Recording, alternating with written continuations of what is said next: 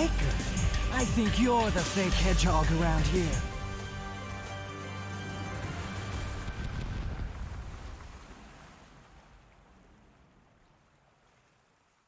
Hello, everybody. It is Wednesday night, and you know what that means. It is time for the best wrestling show on the entire internet. And no, I will not qualify that statement with an explanation. Joining me on the desk today, as you can see, last week I was joined by Mitsuharu Misawa, but as a radish, and this week I'm joined by an angry-looking crocodile, and that angry little crocodile is named Matt. How are you doing this evening? Hello, Eden. It is great to be here. They finally let me out from the back corridors and cleaning hallways in the back of the stadium, and finally, I'm able to watch some of these matches. I've been raring to go ever since I took on this job, but you know, they don't let you into the locker rooms while they're all trapped in there, do they? I mean, so I've got to clean while they're out in the ring. This is the Cinderella story that we started from the bottom. Now we're here. The crowd love you. Started just cleaning, and now here you are on the stage with all the stars. You get to watch every single match this week. Are you excited?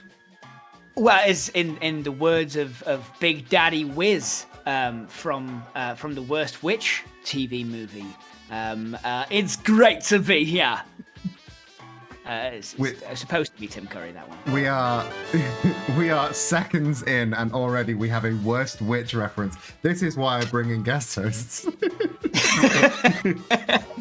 Yeah, it's a pepper. Variety's the spice of life, isn't it? Really, you gotta vary your references up. Of course, they can't all just be. All I can bring right now is Yakuza and Yu-Gi-Oh references, and they get stale real fast. I'd never bust out a Worst Witch. Well, everyone should go and watch it. It's all on YouTube, and it's I'm not going to tell you it's a good movie, but I will tell you it's got Tim Curry in. No movie that is entirely on YouTube is a good movie. That's true. You're not wrong there. Yeah. I watched Deathbed, the bed that eats people, on YouTube. It's not a good movie, but it's an entertaining movie, and that's the important thing. Yeah, truly. I watched that Tom Hanks Caves and Kobolds or whatever it was that he did. The Dungeons and Dragons scare movie, you know? Yeah. And boy, that's all on YouTube. That sure is a film on YouTube. So we have... going from YouTube to Twitch, which is where we are right now, we have a fantastic night of wrestling here for you all in the chat. Eddie, Hannah, MB Trash Char, and Kato Gariguez.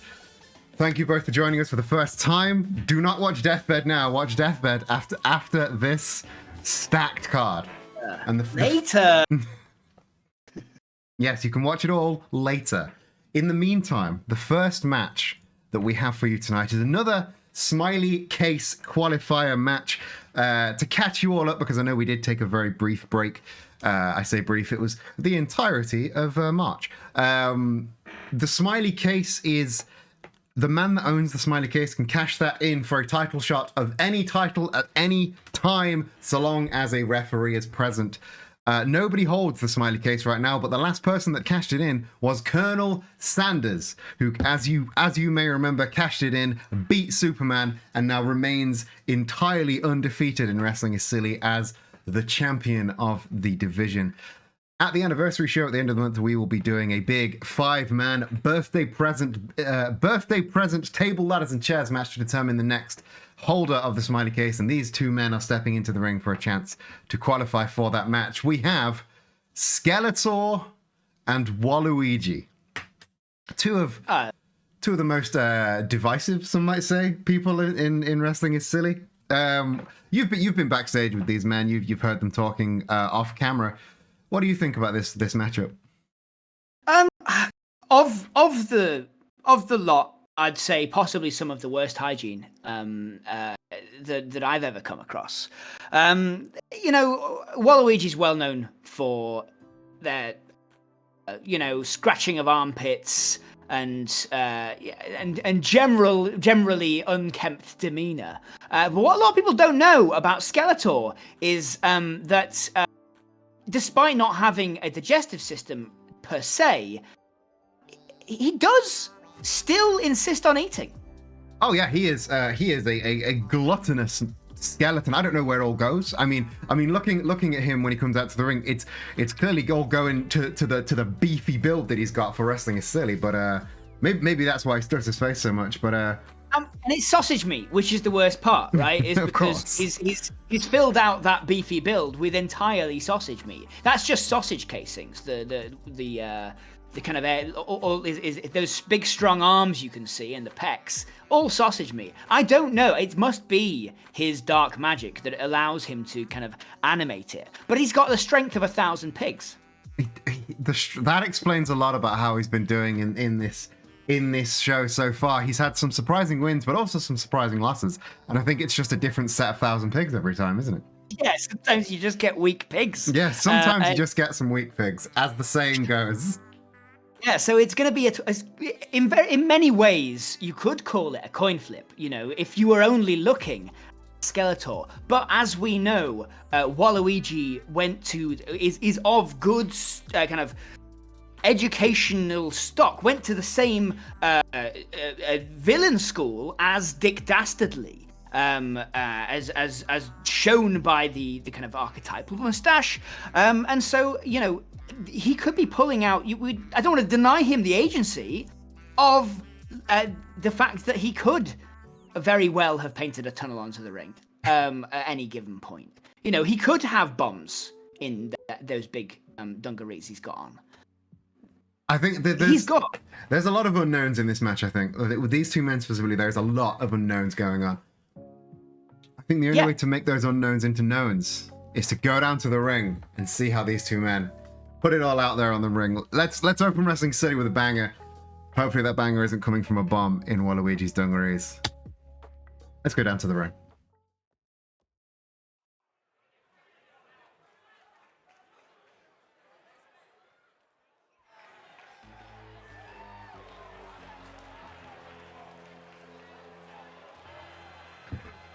Now this is going to be an extremely exciting match.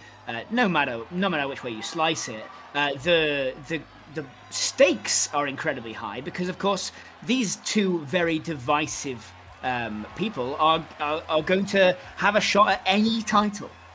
Any title they want. They could attempt to dethrone the undefeated Colonel Sanders. They could attempt to dethrone Mr. M, the person who, let's be honest, he's reigned for far too long already. Now, if the time to scheme, like either of these two winning this case could be in many ways a ticking time bomb. It could be. Making his way to the ring from your darkest fears, weighing in at 270 pounds, Luther, the Destroyer. Skeletor, of course, coming to the ring with his traditional hammer. As you remember the saying from the old kids show, by the power of Grayskull, I have a hammer. He does say that. He says it a lot, like when demanding things of me, often, which is weird. Like that's not a catchphrase he did for the camera. That's something he says to staff. He's never said it to me. I didn't know it was something that he just said in his daily life. It's very interesting. Yeah, it's very much not a character catchphrase. It's very much a personal motto, I suppose. And there could not be a more distinct entrance. Yeah, with coming out with a piñata, a unicorn piñata. Been playing a lot of Viva Pinata, Waluigi. You know, a lot of love for early Xbox 360. Oh yeah, I mean, I mean, look at it. Well, Nintendo wasn't going to give him a game, were they? So he might as well go to the opposition, go to Microsoft, see if they'll give him something. And he's clearly a non-stop party. I'd give him a game. For sure, and this is the thing. They should have, but this is very much part of the character, as we've witnessed with Waluigi, an outsider through and through. Very much a villain's villain. You know, every villain we can all see ourselves in Waluigi, but very much if you're a villain, he's right there with you. Oh, big start from Skeletor though. Big German suplex, taking the villain's villain down, going for a sleeper, trying to end the match early. Fortunately, Waluigi with those big gangly arms could grab that bottom rope. Oh. Very much, it seems, going for clout there. I mean, obviously it would have made a statement to end the match that early. And we're not seeing it turn around. No, it's non-stop dominance from Skeletor. Spinning pile driver. We had a gut wrench back suplex, and now going for the German, but Waluigi getting the elbow up. Skeletor not letting him get any momentum though. Going for another one of those big Saito suplexes. Takes a lot of strength to lift a man this tall. For sure, there's a lot. I mean, like, and you know, having sort of seen the amount of beds he breaks. I mean, admittedly, they are mainly made out of straw and an old MDF, but like, he's not light. Oh no, he's tall, he's heavy, he's strong, and now he's finally got dominance. Big flatliner and going for the double axe to the back. Waluigi finally out the starting gate here, getting the cover. And oh yeah, and you really very much that was for show, right? That was a pin to show that he can do it too. Oh yeah, it's all mind games. It's all psychology. These men are not new to the ring. Literally walking over the competition now. Yeah, there we go. Big kneeling Falcon Arrow. And yeah, like I say, you know, Waluigi, not a person who's frequently been known to show a lot of loyalty. Like with the Viva Pinata thing, you know, he loved the rare characters. Got on very well with the Rare team when they were making platformers for the N64, but as time went on, just fell out of faith with them, and I think that's very much his origin story. Big submission locked in from Waluigi, center of the ring. Skeletor able to fight out of it though. That submission did win Waluigi a tag match that he had with maybe the one man that he is loyal to in wrestling silly, of course, Luigi. Big ugly blow there from Skeletor. I'm going for another one of these. Oh, big Saito suplexes. Devastating. Again, not only lifting a man 7 feet tall, but and a big power slam there. It not only just lifting him, but over and over, not even hesitating. He's not even breaking a sweat. He's not even catching his breath. And very much like the series he was featured in, the documentary series he was featured in. You know, British German. Oh, very close there. Very close indeed. Tension couldn't be higher. Very much going for quite a very repetitive strategy, Skeletor. Known for being scheming, but actually ending up with often the same scheme. I mean, he's got a plan. It's been working so far. Was that a standing Spanish fly from Skeletor? That, on the other hand, I don't think we've seen before. He's going for something new, but he went for something new and it cost him more than momentum. I can see why he sticks to the same bag of tricks. Yeah, tried and true. Oh, big devastating headbutt. He's done. Oh, he's got back up. Oh, face first into the mat there, getting a cover. Oh, very close.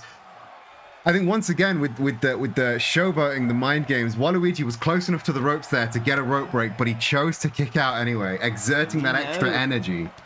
Yeah, he knows that like being an underdog is how he's gotten into this situation. He knows that that people thinking less of him always lets their guard down. Huge curb stomp now. Skeletor wailing on the arm, kicking the face down. Oh, he's going for those turkey dinner arm bars, getting the Wrestling is Silly crowd on his side. And the crowd are loving it, chanting those turkey dinners. Oh, he's going for another one. Waluigi, you've never seen these men in the ring, so you're not familiar with their fighting style. Waluigi has devastating clotheslines, lariats. He works with his arms, so this is more ring psychology. Skeletor trying to neutralize Waluigi's arms. Truly looking more like chess than wrestling. The strategy on show is, I mean, Waluigi, of course, like being denied his core strength. Skeletor, of course, more of a bomb cloud strategist, but very much seems to be the viciousness on display, the cruelty. He's reminding Waluigi that he is the true villain here. Oh, he's going for something. Oh, beautiful. I thought it was going to be some sort of Ricola bomb. I don't know what it turned into, but it was ugly, whatever it was. Another huge Saito suplex gets the cover. Could this be it? Not quite. Waluigi will not have it. Always. Very close to it, though. Waluigi Always constantly the underdog, though. He's made of the ropes. He's always on the ropes. You know? Oh, spinning back fist, and there the Walu Rainmaker lands. Gets the cover. This has got to be it. No. Oh. And there's Waluigi. He's not sure he's got the energy for more. No, I don't. That. If that didn't work, I don't know what else he's got in the tank to give. Well, you just got to hope that one of those pigs, one of those bits of sausage meat, just was having a bad day. The submission locked in. Oh, Skeletor is tapped. The submission victory from Waluigi. To me, sometimes your strategy just, if you try it over and over again, if at first you don't succeed, you can't try forever. Yeah, I mean, Skeletor went to the same well over and over and over. Meanwhile, Waluigi, he tried proper wrestling, didn't work. He tried the Walu Rainmaker, that didn't work. So he returned to that money clip submission, and it got him. Like, he didn't have the energy to exert more force, so he went for the strategic victory instead.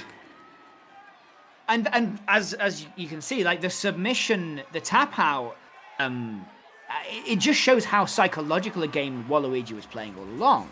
You know, he was going to the very bottom of the barrel of his energy. You know, he was enduring, but you can see how lanky, how stretchable, how hyper mobile this person is.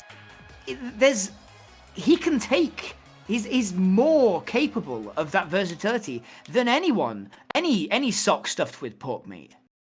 He is probably one of the most versatile members of the I would say mid card, maybe undercard. I don't think he's quite hit the heights that he could achieve here in Wrestling is Silly, but maybe, just maybe, now that he's in the Smiley Case 5-way birthday present bash, he may be able to finally get appreciated for what he's worth.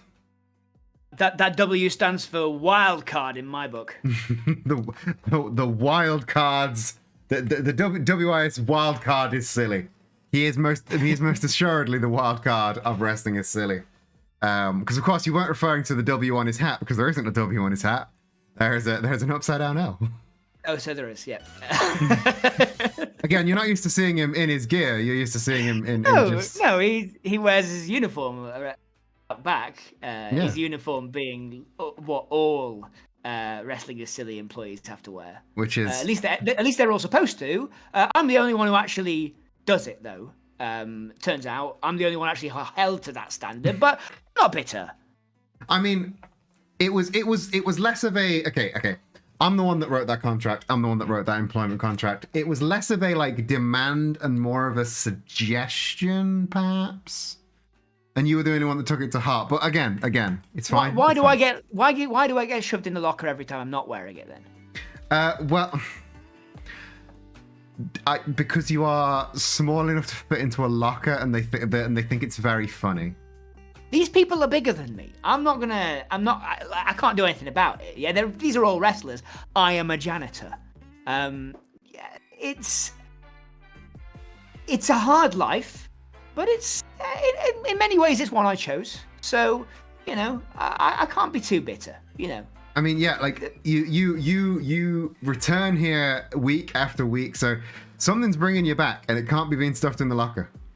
It's certainly not the paychecks, Eden.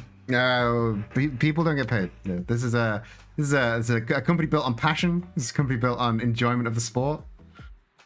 Yep. Yeah. Yeah. And I'm enjoying the sport for the first time.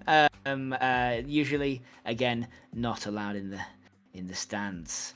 But that was an extremely back to wrestling. That was an extremely exciting game. Constantly on the knife's edge as to who was going to be out first, who was going to get the pin, or indeed who was going to break psychologically first. We don't get to see that many psychological games in Wrestling is Silly. I mean, yeah, oftentimes wrestling is silly. It's dominated by the powerhouses, by the brute force. But Skeletor, Waluigi, because they're not as sheer force strong as the other competitors, they do have to go to that ring psychology, and if they can keep that going, then they might be able to go far with it. However, speaking of ring psychology, the next match tonight, we have some masters of mind games approaching the ring, because for the first time in God knows how long, our Twitch champion Mr. M is making an in-ring appearance against Miles Morales Spider-Man, of course being accompanied to the ring by his mentor, the Red Spy. We've seen Red Spy has booked a lot of matches for Miles, a lot of very interesting matches. He's not got a lot of wins on the board, but I think every single time he's learning something, he's getting another opportunity. But this may be his biggest opportunity yet, because Mr. M has said if Miles wins this match, he will get a shot at the Twitch title at the anniversary show at the end of the month. That's incredible. That's an incredible opportunity, and Mr. M really showing his confidence going into this. Not by all accounts a supportive character by any means to anyone but himself, really, and of course. The rest of his cadre. But on the other hand, you have this strong, quite protective figure of the Red Spy, and he's kind of offering Miles that support as he goes along. Not many green or indeed sort of dark red checkered wrestlers get that kind of chance. No, I mean, Miles was very wise to accept Red Spy's offer. He's learned so much from his time with Red Spy already, and like I said, it's granted him opportunities like this. If Miles, all Miles has to do is win this match, and he gets his first singles title shot in Wrestling is Silly. However, we must clarify: if Mr. M is victorious, then he will still defend his title. He will still defend his title at Birthday Bash, the anniversary show, at the end of the month. Who he defends against will fall to the whims of the Twitch chat once again. So start thinking, who do you want to get a shot of it? If not Miles Morales. Do you have any more insight onto this matchup before we go down to the ring? I think it's interesting that Miles Morales, kind of fully cognizant of Peter Parker's notoriety in the ring, how much of a heel he was, in many ways a very homophobic, rotten character, I would say, in the ring. Indeed. Miles Morales, it remains to be seen what route he's going to take, what choices he will make over the longevity of his career. But here's hoping it's he doesn't go down that. They say that a bad apple spoils the bunch. I'm just hoping that Peter Parker's taint isn't left in that radioactive spider gene. I think the less said about Peter Parker's taint, the better. But with that, I think we should go down to the ring and see if Miles can shake off the stank of Peter Parker and maybe get a win for Team Spider-Man. Let's go down to the ring. And also, Frubin, thank you for that resub. 5 months of sub now. Thank you. I know you're in D&D, but thank you for coming in anyway, of course. Big fans of Frubin around here. If you're not following him, if you're not subbed to him, go change that. Go do that now.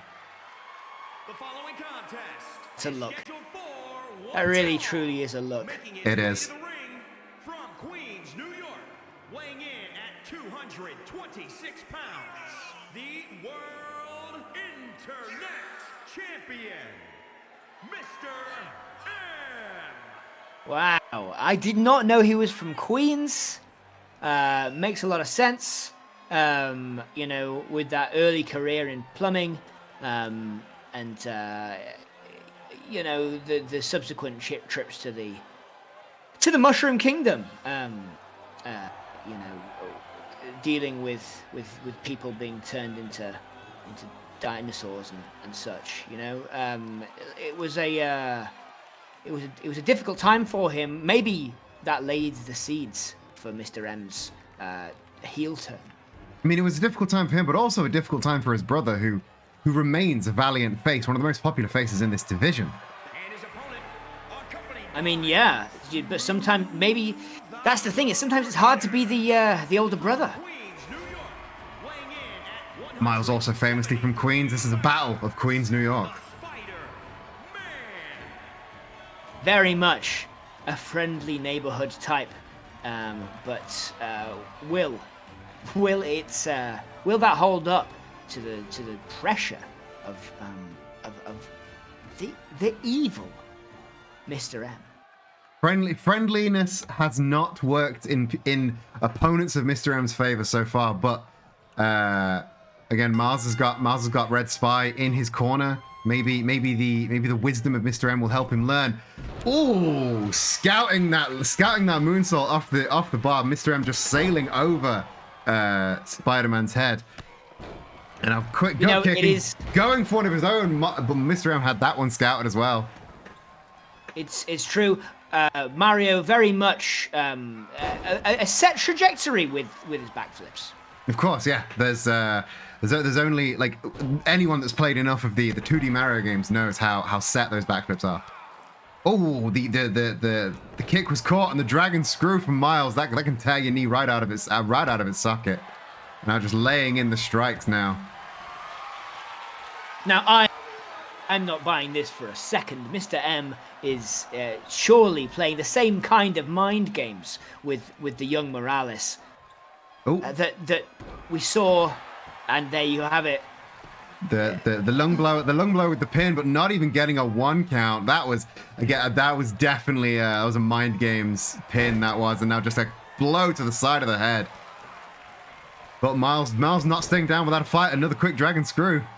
And there you see the kind of reversals that you would expect from someone being coached by Red Spy, from someone who's been given, who's been afforded and lent the years of wisdom in the industry, in the sport. But it will only get you so far. That those years of wisdom, unless you've lived it yourself, will only get you so far, as you can see. Another moonsault scouted by Miles Morales after an onslaught of stomps and kicks from Mr. M. Again, and certainly I heard them in the locker room beforehand. Watch out for those somersaults was the part of it. Don't let him get a superstar. Oh, big moonsault there. Quick Hurricane Run reversal into the moonsault. Now climbing up to the top. What's he gonna do? Oh, he wants Mr. M on his feet. There you go. Why can't? Oh, he says you can't climb up buildings. You don't have spider powers. Didn't think so. That's the sort of taunt that if it were another version of Spider-Man, you might have heard some slurs in. You might. Of course, last time Peter Parker was in a that's why I've not booked Peter Parker in any cage matches. He cannot be trusted in that environment. Very much, he's not a person I would be comfortable broadcasting alongside. No. Oh. Gut wrench power slam there from Mr. M, showing a brute force we don't often see. And the step up Enziguri taking Miles down to the floor. Seeing a lot of really good back and forth, technical reversal, high flying. It's all here in this match, but will it culminate now in the center of the ring? Japanese Andre gives the count.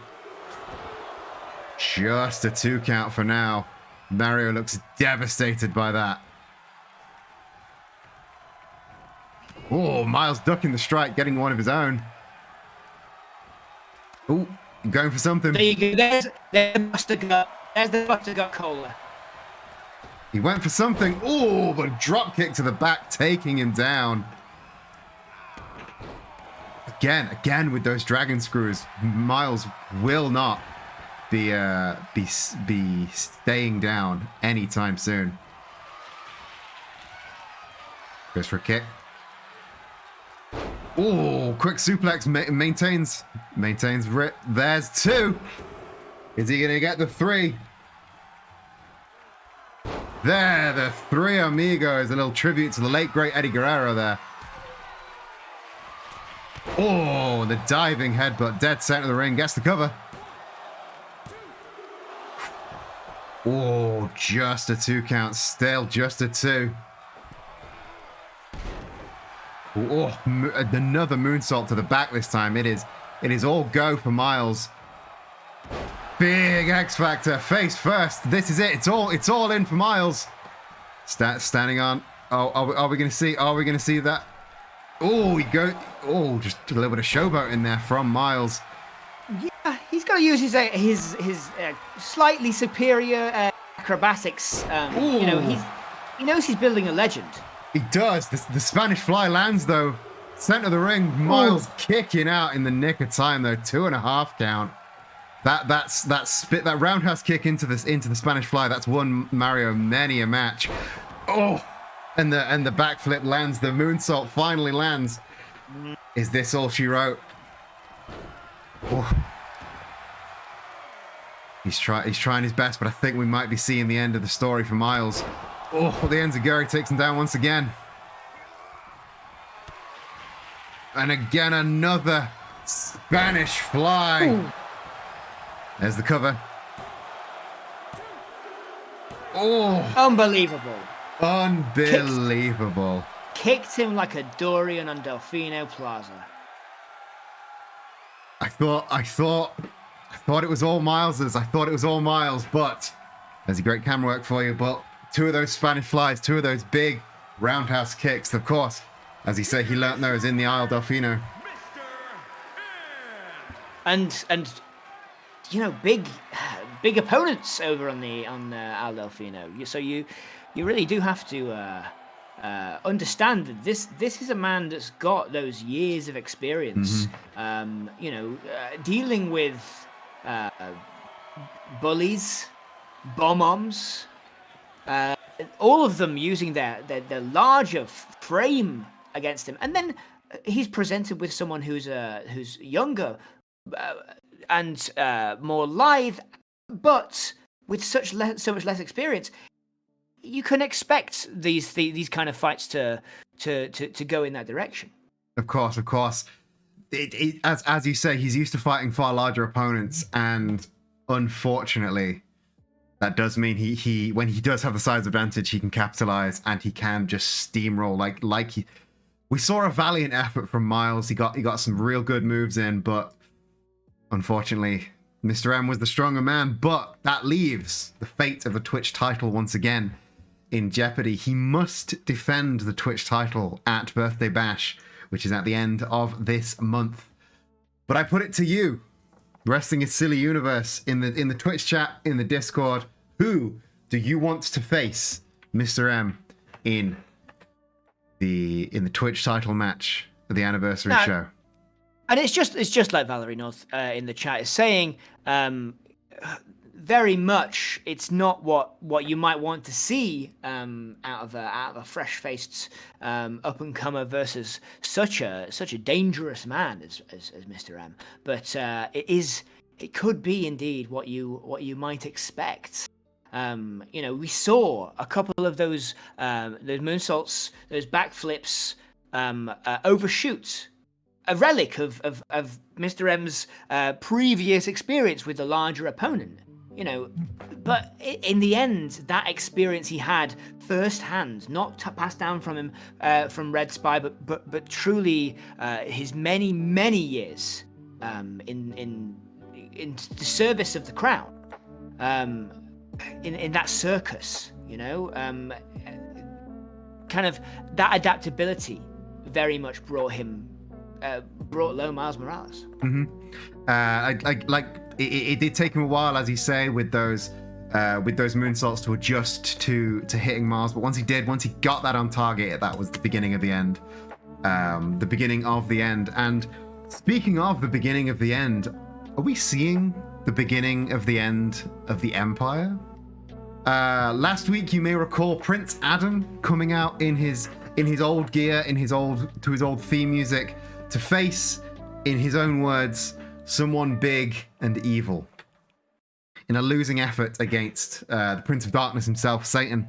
And this week, I got special headed paper. It's the Empire's special headed paper demanding Prince Adam step into the ring with the Webmaster. Again, you were speaking not too kindly of the Webmaster just a few moments ago, and here he is in action. Unfortunately, this must be some sort of penance for Prince Adam for daring to go against the Empire and then making the Empire look weak.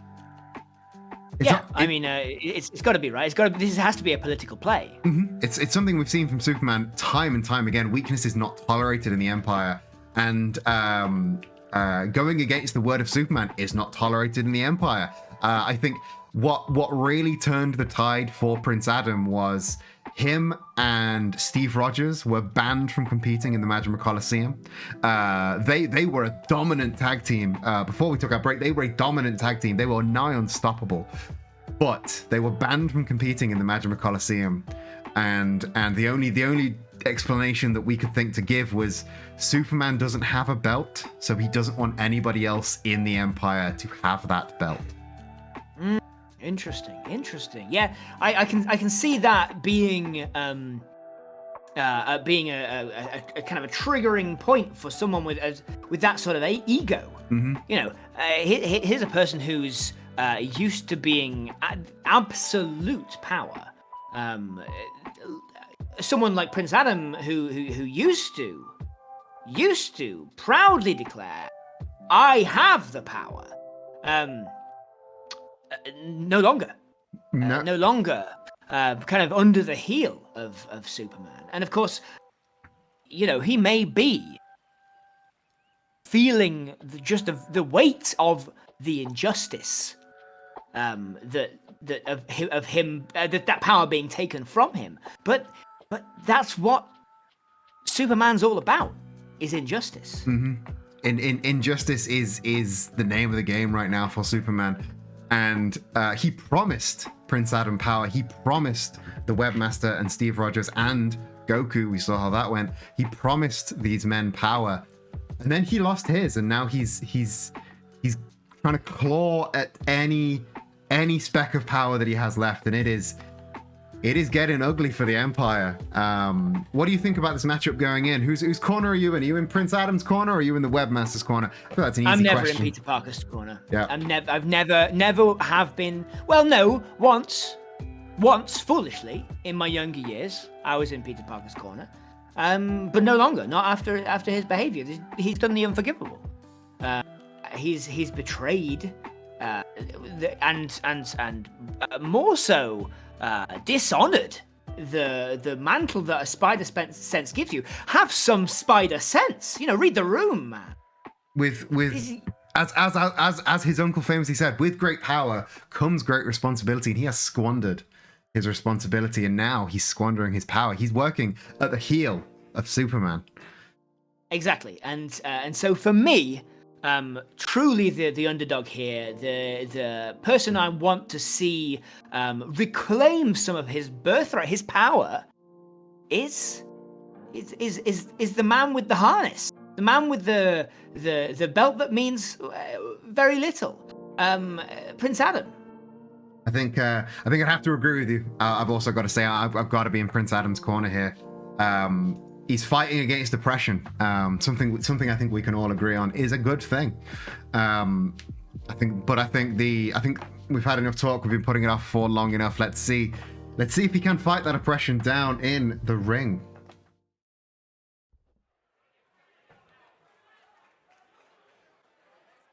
And the crowd, notably, getting heated here, but almost tense. There's definitely a tension in the air. Like, nothing good comes of this, right? Whoever wins, we lose in many respects, because you know that Superman's wrath will be great if Prince Adam takes this. Oh, if Adam takes this, and if this doesn't end Prince Adam's insolence, as Superman might put it, Superman's not going to be happy. Superman is not going to be pleased at all. But you can almost feel the he's hyping himself up, but you can almost see the fear. Mm-hmm. Once again, you may note he's coming out in his old gear to his old music. This is not the oppressive march of Superman. There's hope in this music. There's hope in these colors. Let's see if it'll translate to a win this week.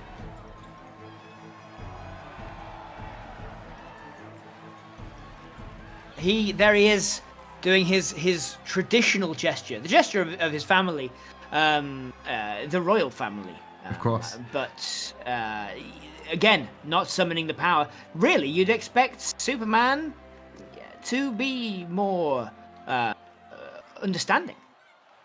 You'd think, but there he is. Superman has never been one to understand. Superman is all about Superman. Transformation off screen being, of course, the only way he can now muster that transformation. And there we have it. Pardon my French, but what if unforgivable bastard. I mean, yeah. What? I had forgotten about his transgressions against Bonesaw, but... Well, not only, right? Not only, but also... This man's been a thorn in this organization's side for years now. Ever since his early days in cage fighting. Yeah, the sport of wrestling has always put something in Peter Parker's head. He turns into something nefarious, whether it be making homophobic jokes to Bonesaw or turning against the crowd and joining the evil Superman. Wrestling does something to him, and I don't know why. Wrestling and jazz seems like. Wrestling and jazz, the two weaknesses of Peter Parker, and let's see if Prince Adam can be a third. Oh, huge clubbing blow and a big deadlift German. Prince Adam not fucking around this week. He learnt last week that he cannot be messing around in these atmospheres. Do not let this man get the momentum. Any momentum in this fight. Oh, coming off the ropes there, another clubbing blow to the back of the head. Prince Adam, like pound for pound, one of the strongest brawlers and strikers we have in this company, and oftentimes, going for the splash, but scouted. Spidey sense tipping him off. Yeah. Scouted by Webmaster, who flatlines Prince Adam. Goes for a big lion salt, but not the first time we've seen that scouted today. Gets the fisherman suplex, I believe, and now quick roll up. Opting not to pin, instead a big one-handed power bomb, lifting Spidey with just the one arm. I haven't seen Peter Parker in that shape since the Infinity War. Mm-hmm. Again, going for that neck breaker, but faking out and just another big clubbing blow, and the King Kong lariat taking Spidey down. Spidey's gotten very little in so far.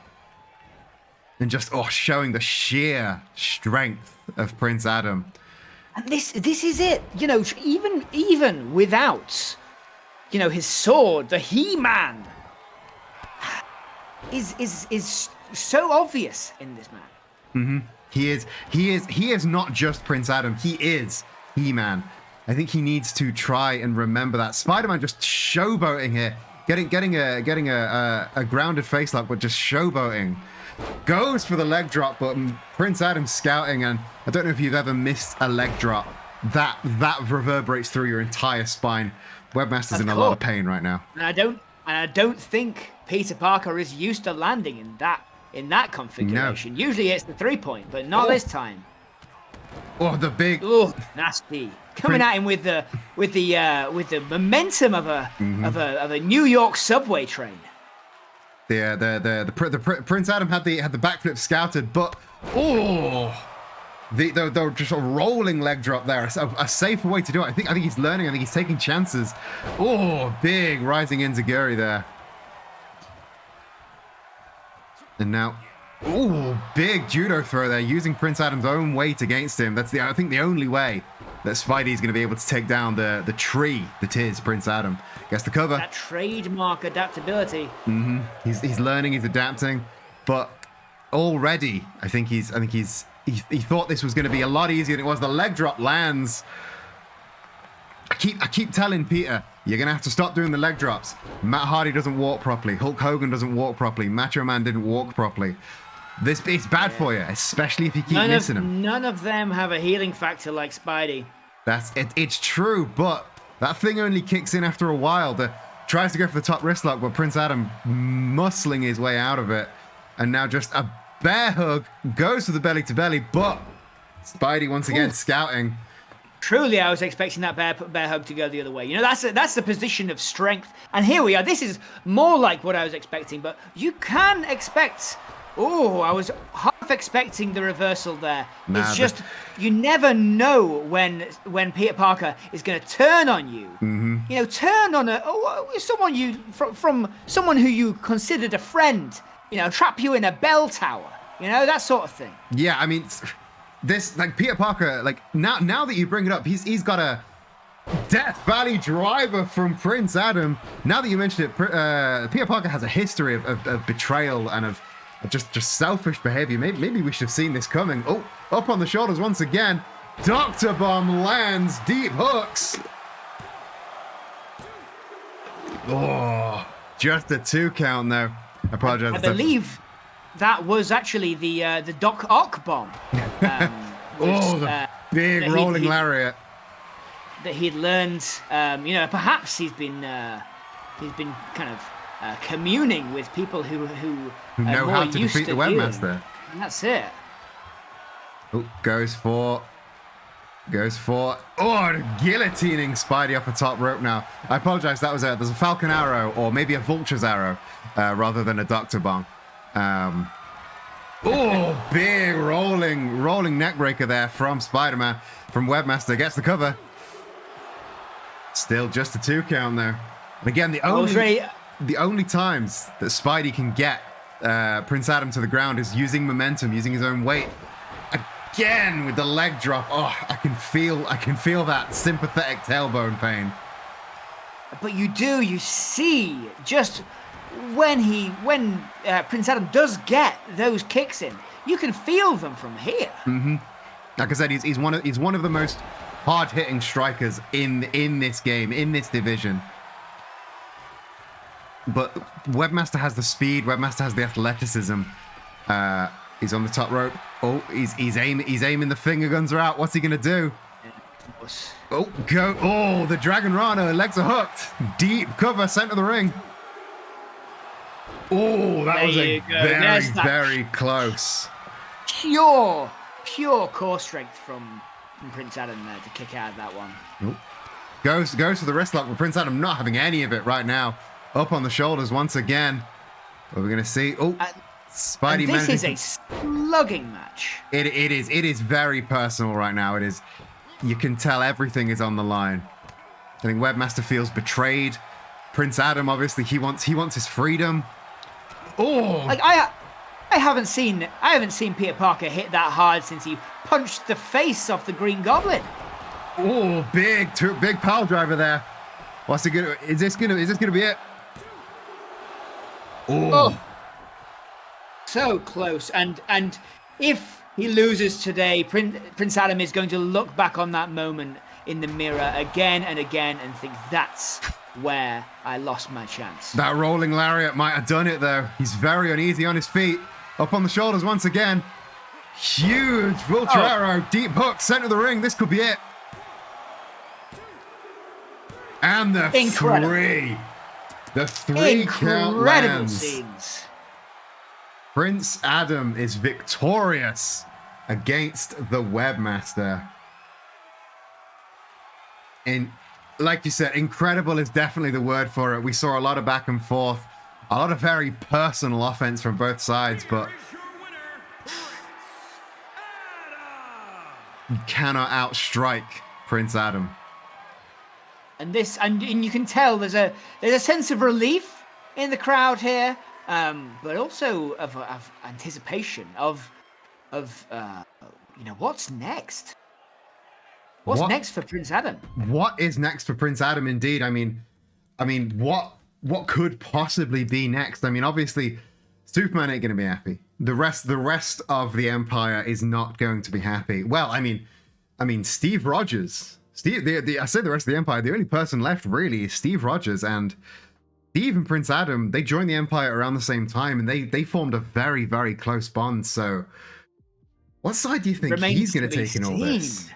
Remains to be seen whether or not Steve Rogers is going to capitulate to Superman's political power, or if that bond of kinship, of friendship with Prince Adam is gonna win out. I mean, it's a very interesting story weaving itself together right now. And of course, Superman is far too distracted with what's going on with Goku to be needing to be having to think about Prince Adam maybe trying to draw Steve Rogers away from the Empire.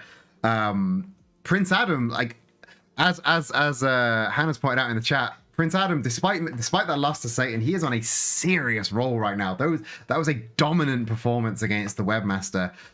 After the last match, I said somebody has to face Mr. M for the Twitch title, and Hey. I don't know, Prince Adam. I think he could give Mr. M a run for his money. He wants to. You're not wrong. Prince Adam wants to fight someone big and evil, and after Superman, Mr. M might be the biggest, evilest man we've got. He's got my vote. He's quite a heel, and you're right. And Prince Adam, could this be part of the point at which we see him truly recognize that he doesn't need that artificial power to get to tap into his own self-esteem. Mm-hmm. If he can make his way to the top, get himself a title shot, show himself that he can get the crowd on his side, that could be the driving point that he needs to really pull himself away from the Empire's grips.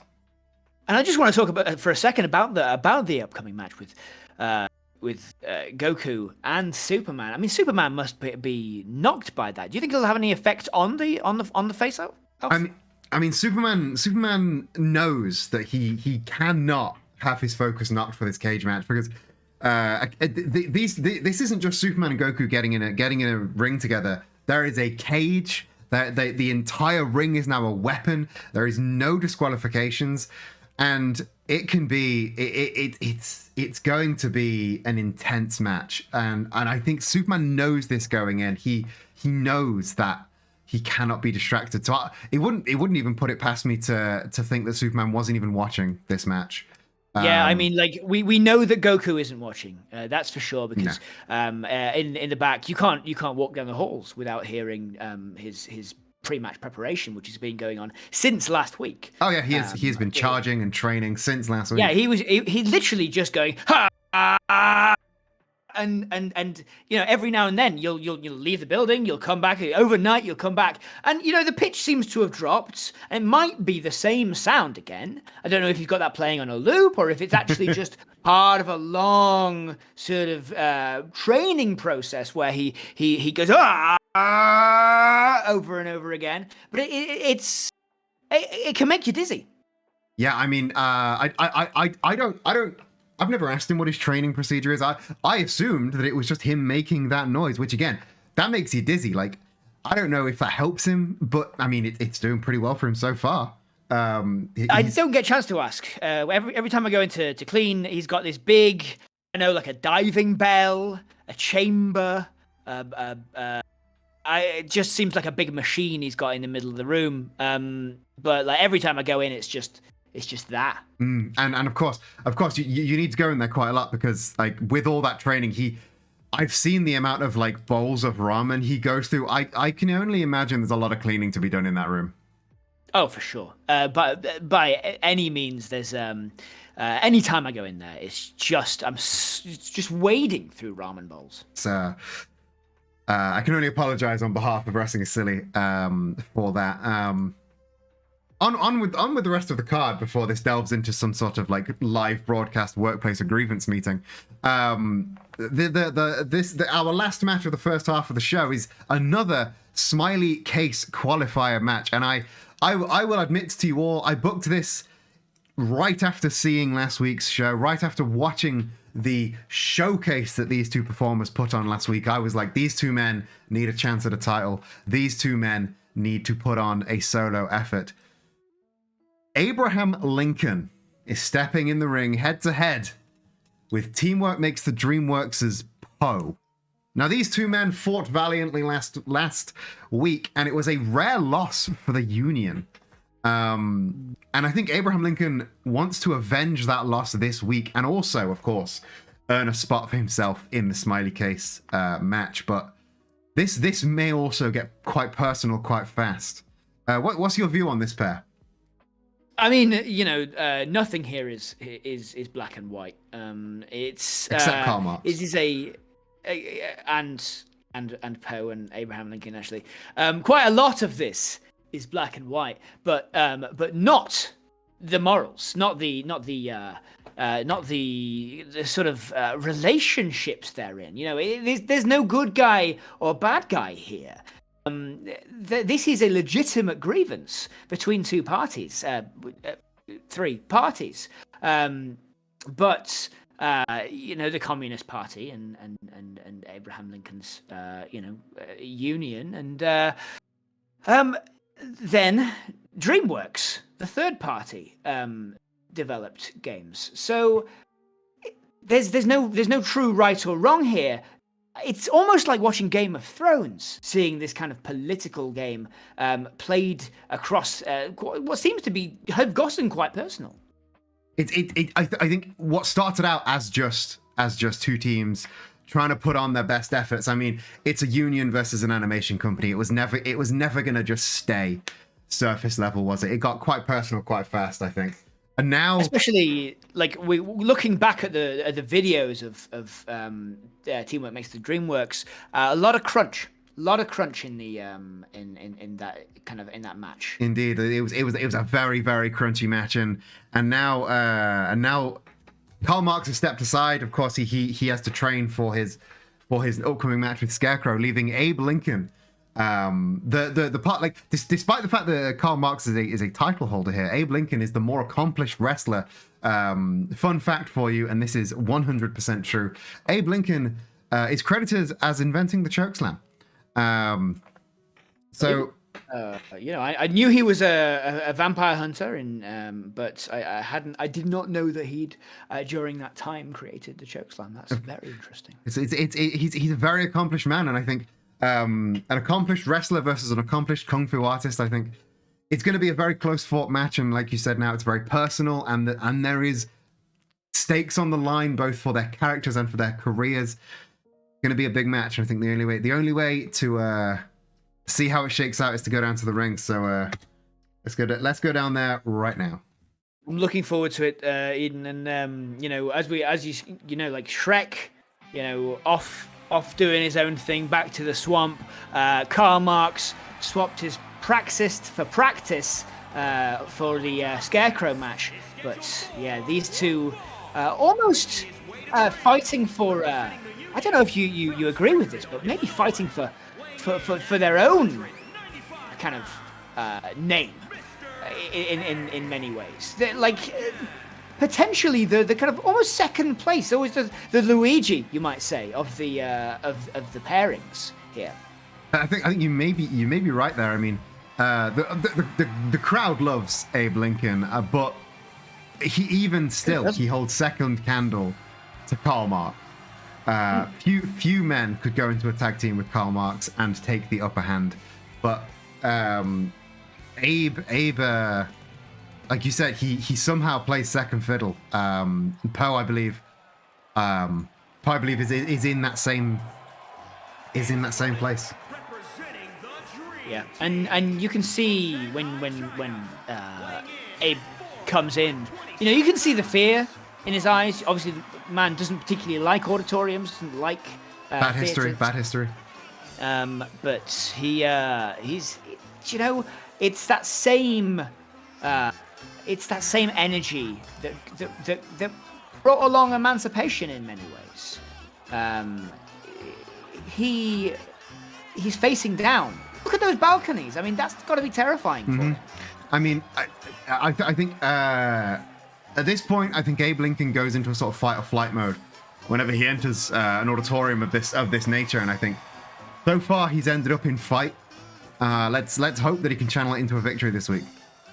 Yeah. I mean, heaven forfend he go into flight mode in this match. I mean, fly, like we've had to tell Goku that you're not allowed to fly in the middle of a match. I don't think I'd have to tell Abe Lincoln the same thing. Two big heavy hitters going toe to toe. This is a real Hoss match, a real David Hasselhoff. As these. Now, of course, of course, Poe, noted kung fu professional, but also what a lot of people don't know is he's got quite an acting career. Oh yeah, I mean he's quite famously Poe is actually the voice of Bowser in the new Super Mario movie.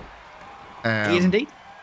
He is, and you can tell. Like a lot of people are hard on wrestlers when they move into acting, and I can see why. But you can tell it's Poe, but that's just his distinctive style. That's you wouldn't want to watch him in that role if he wasn't bringing along that Poe energy, that Poe-faced energy. That Poe-faced energy. And he does bring a very unique energy to of course everything he does, be it in the film world or the wrestling ring. And right now we're seeing he's not really flexing his kung fu acumen right now. He's going for more of a simple striking game, which against someone like Abe Lincoln, who of course does that same simple striking style himself, it's got to be trying to sort of, it's got to be a psychological aspect there, just stamping on the hand of Abe. And now, again targeting that hand. That's his choke slamming hand. As well, we've all been witness to. Obviously, not me in the ring. I haven't seen Abe choke slamming anyone in the ring before. This is sort of exciting for me, but behind the scenes, all over the place. No, he's choke slamming fools left, right, and center. He can't stop him from choke slamming a dude backstage. He's done it to me even. Oh, now getting his momentum back off of Poe, had him grounded, and now Poe just very, very rude, pushing him back down, but eating a dragon screw for his troubles. And now, Abe just on the ground choking the man, the panda. Sorry. I mean, you don't have to you don't have to slam to get the good choke. Yeah, sometimes it can be all. I think it struck him there. I think maybe in the abdomen, going for as he was going for that sort of backflip kick, and now the running knee taking Abe to the ground. As we all know, the ability to do a flip, of course, being the major requirement to be in the flippy shit division.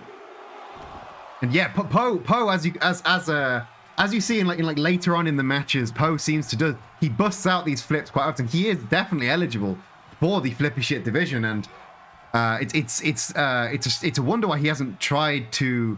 Reverse DDT there from Lincoln. It's a wonder why he hasn't tried to push himself into that division yet. I think he would do very well there. There's the choke and the Big signature chokeslam there from Abe Lincoln.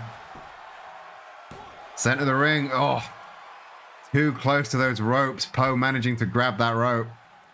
I think, yeah, I think it's Abe's getting in his own head a little. Usually he's far better at the ring awareness than this. Yeah, a little off target, you might say. A little.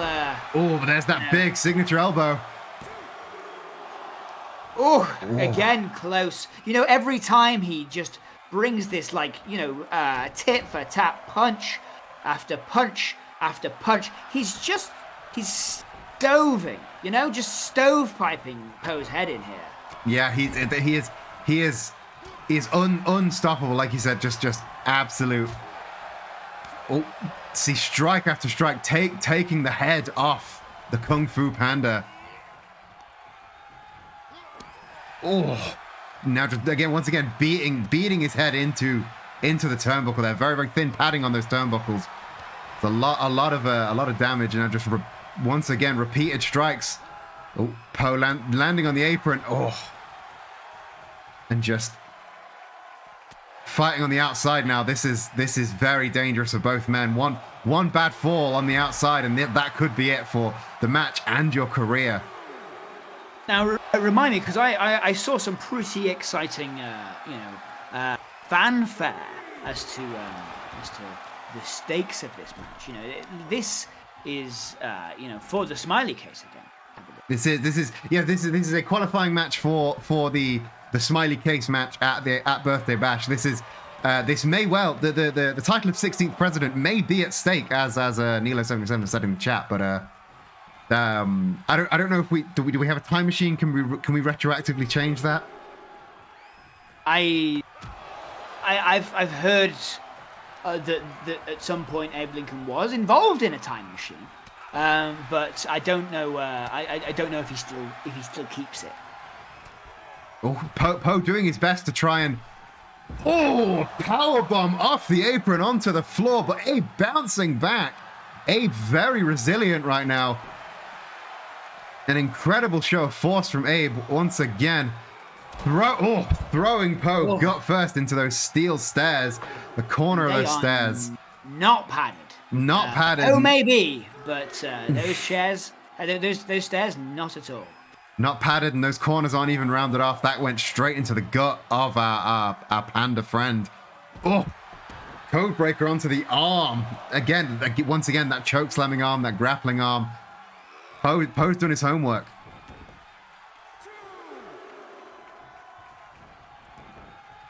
Abe eager to fly back out. But that big backbreaker, and now just the knee into the gut of Abe. It's Abe eager to come back out onto the floor to fight dirty with Poe, but he's very much a man who enjoys being among the people. He is a man of the people. Being by the people, even. Mm-hmm. But it's not quite working out in his favor this time, though. Oh, he gets the knees up, manages to push Poe away. Could this be the momentum that he needs? He's dragging Poe away from that bottom rope, trying to stop him getting that rope break with whatever happens. There, the big elbow drop once again. Gets the cover. One elbow under guard. Oh. One elbow under guard lands, but it could not secure the victory. Goes for the choke. And the big choke slam. The move he created, he is not going for the cover this time. Oh, Poe gets the jawbreaker to even the odds. And then just a huge strike. Oh, there, the big spinning heel kick. Gets the cover. Could this be it? Abe reaching for that bottom rope. Manages to get the kick out. Oh, is he going to land another one? Goes. Oh, the second one lands once again. Deep cover. That perfect timing, just like Kung Fu Panda 2. It's just the patience with which to wait for that spinning kick sequel. But once again, Abe managing to kick out of it and fighting back quite valiantly. Those heel kicks straight to the head. They've knocked a man out before, but Abe is a stronger man than that. Goes for the choke once again. Can he land it this time? The big signature choke slam, and That is 400 pounds of Panda he is lifting off the ground. Goes for the cover, a little too close to the ropes. Is Poe going to realize, or is Poe out for the count? Break. There we go. He's no slouch. He gets the rope break. Come on, Abe, you're better than this.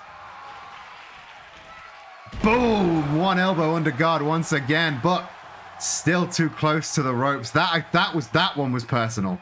He knew he wasn't going to win with that one. That one was personal. Oh, the big step into office there. And back in for another term. Oh, goes for the Superman punch, but Abe had his number, had it blocked. Oh, just stomping all of his body weight onto Poe's neck there. And a big clubbing blow to the back taking the Panda down. This is a real slugfest right now. It's very close, very back and forth. Big knee strikes. Oh, big knee strike from the Panda. Abe now moving with his guards up, does not want to eat another surprise spinning heel kick. Big headbutt though. Now just dropping the fist to the face of Poe. This got very personal very fast. Another big clubbing blow to the back. I think he's hesitating. He's not sure what to do. You know, Abe maybe cannot tell a lie, but right now he's looking for the tooth. He's fighting tooth and nail. Ooh, up on the shoulders, dangerous place to be with a man this big. What's going to happen? Oh, landing neck first on that top rope, and rope bit of a misnomer there. Oh, knee strike to the nuts there. That is not legal. Andre, come in here, take a look at that. That cannot be a legal maneuver. Poe thinking, you know, I don't need my genitals. You don't either. Poe, is he going for another? Smooth like a Barbie down there. Another spinning heel kick dead center of the ring. Oh. And he may be smooth as a Barbie doll, but he has won a spot for himself in the Smiley Case birthday present match. Unbelievable. And frankly, like, hey, you could call this an upset. But there you go. That's the sportsmanship we look for. Show a respect here from Abe. 5 stars from Dave Meltzer. I think that was one hell of a match, and we're only at the halfway point of the show. That was an incredible match, and I very much admire the sportsmanship from Abe.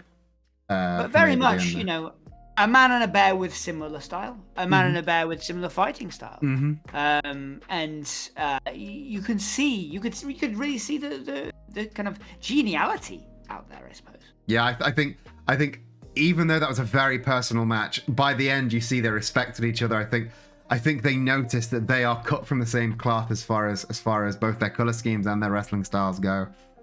I think this may be the start of a very interesting friendship between those two. If that show of respect was anything more than just a show of respect. They're a very classy pair. Like we said, there was no bad guy going into that match, and thankfully, no bad guy as we left the match. It was, you know, it certainly got a little fraught out there. Poe going for the gonads, as it were, and you could attribute that to many things. Of course, he is a bear. You know, you might expect certain rules to go out the window when he's fighting, but of course, also he doesn't have any genitals. So why would he expect anyone else to have any? I mean, yeah, it's definitely he plays with a different rule book. Obviously, playing with his unique, as you put it, Barbie doll biology. I think this is the first time. This is the first time I believe we've seen Poe in singles action, and I'm going to follow up with head of creative Warren Matt Berry to see if he is in fact eligible for that flippy shit division, because he'd make a dominant showing in that scene. Speaking of, flips out there. Speaking of Flippy Shit Division, after the break, we will be seeing a showcase from the Flippy Shit Division. But before then, we are going to be taking a very brief 90-second break. Go and have a wee, go and refresh your drinks, go and follow Matt Speaks Words on Twitter, and go subscribe to the Life's Pitch podcast while you're there. We'll be back in 90 seconds. But until then, and fingers crossed this works this week. Who's that Pokemon?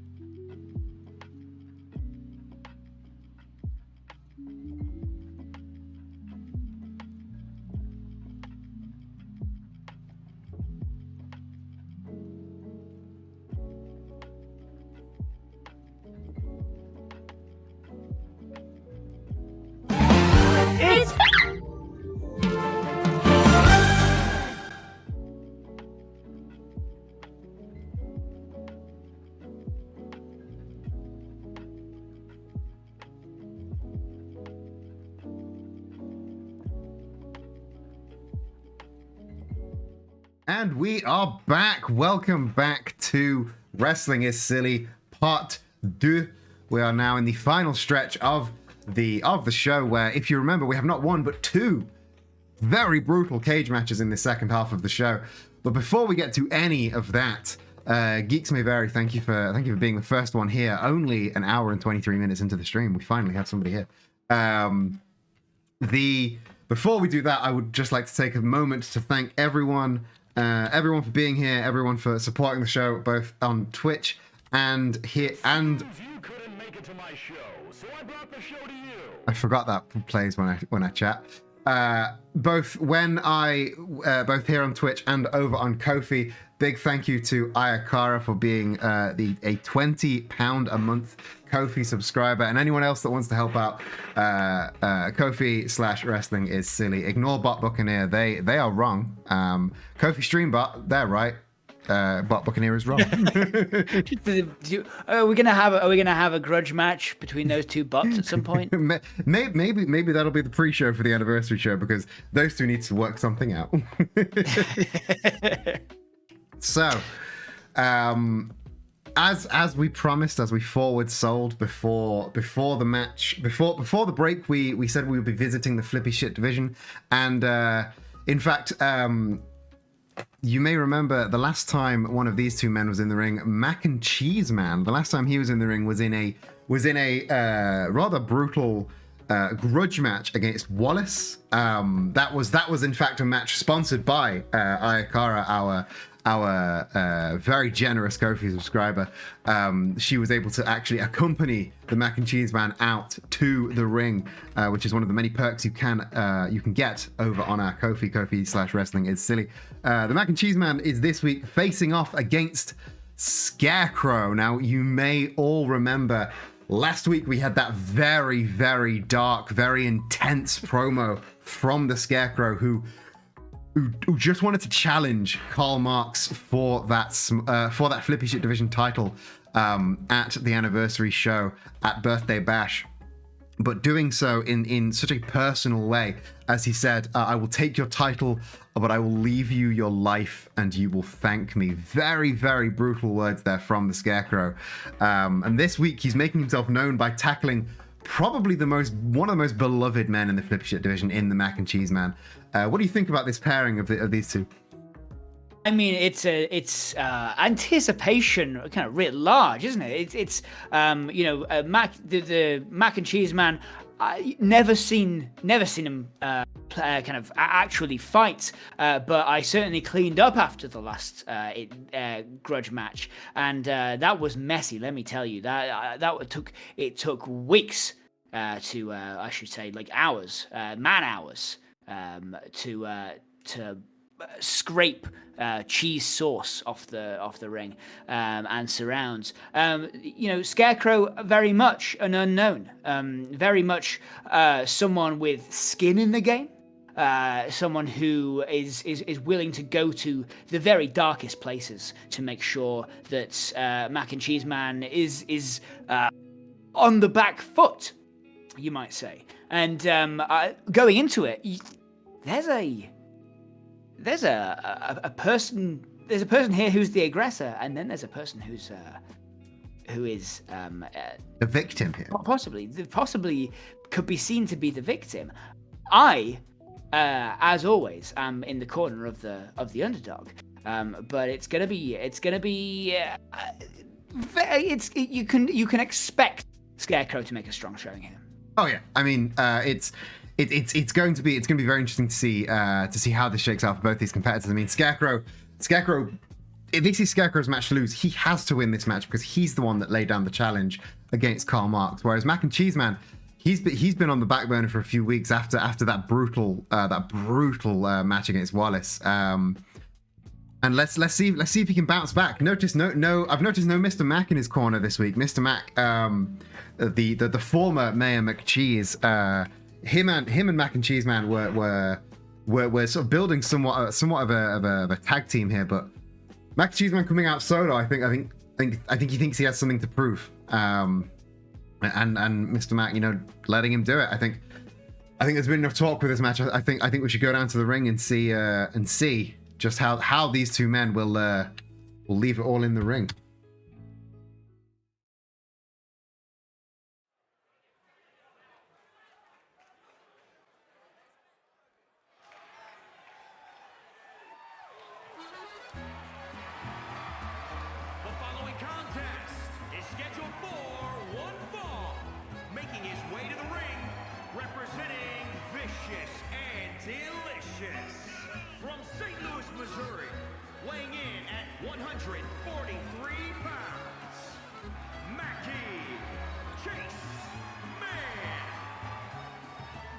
Mac and Cheese Man, hailing from St. Louis, the place that is purported to have invented mac and cheese. I haven't tested that. I haven't looked that up or verified it. He told me it was true, and who am I to say no? I didn't realize it was pronounced Mackie Chase Man either. I think his real name is Mackie Chase. I think it's a fun little play on words.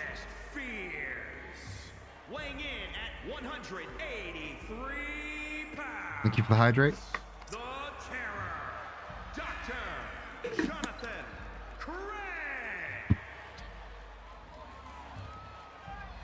Of course, outing the Scarecrow secret identity. This announcer. I think that's just was hired by Bruce Wayne. I think that's just a show of dominance from Dr. Crane here. He doesn't need to hide behind just a name. I see. Yeah. And of course, yeah, he has been arrested a few times, so his name is on file. It's true. Oh, Mac and Cheese trying to get up into that Death Valley driver position, but Scarecrow not having any of it. Oh, quick shot to the back there. And what I will say is, he did have his medical license revoked, so the doctor, perhaps we could dispute. I mean, in legal documents, he's not allowed to be called doctor anymore. But the things that our terrible announcer says that's not legal. Oh, going for the off the ropes drop kick, but Mac very here much just like Mr. M as well. Also had his. Big driver there from the Mac and Cheese Man. Oh, what's this? What? What is this? Somebody's coming. What? Somebody's here. Oh. I think somebody's making themselves known over at the oh, it's What? Wallace. Wallace with a It's baseball Wallace. bat. A baseball bat? A baseball bat coming with a bat, hitting Mac over the head and just running away. Oh, Mac and Cheese Man going for springboard dropkick, but could not hit. Forget now- the wrong trousers. He's in the wrong match. This is all over. Japanese Andre here trying to get rid of that bat, but quick tiaras from Mac and Cheese Man, but Scarecrow scouting it. This is not good for the Mac and Cheese Man. Wallace, of course, not done with Mac and Cheese Man. They had that heated rivalry ever since that ladder match, but I knew him and Gromit had a thing for cheese, but this is unbelievable. to spoil the Mac and Cheese Man's triumphant return to the ring, and now Scarecrow just a flurry of kicks, and You can see Mac and Cheese Man holding on for dear life. Truly, it's just trying to keep on by his fingernails. While to Wallace, this is all a grand day out. it's all just the fear gas hits and that big punt kick. This could all be over for the Mac and Cheese Man. He's kicked out. He's kicked out of the big punt kick. And his head must be reeling after taking that bat to the head. I mean, Got the protective cartoons with a Z haircut, but it can only do so much. it can only do so much. The Code Red has landed. He's up to the top rope. Big, huge splash. Deep cover. Unbelievable. And could it be that the fear gas has only made Mac and Cheese Man stronger? Yeah, I mean, not a lot can damage a Kraft dinner, a Kraft mac and cheese, but maybe injecting it with fear gas has done something to it. I mean, truly, I only eat Kraft dinner when I'm afraid. It is the dinner of the fearful. And now, Mac and Cheese Man getting a flurry of kicks of his own, returning fire, but Scarecrow cuts him off. The amount of chemicals within Mac and Cheese Man is unbelievable. Perhaps a reaction has occurred.